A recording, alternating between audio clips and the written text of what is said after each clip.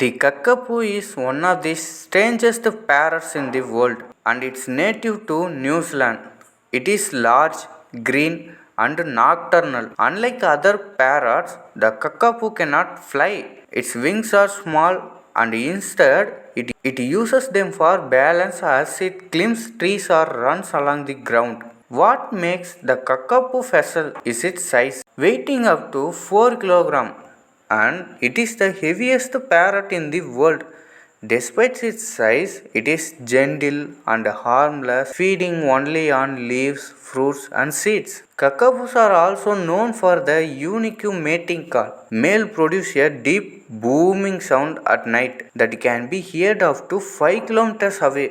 This is how they attract females during the breeding seasons. Sadly, kakapos are critically endangered. At one point, fewer than 50 were left.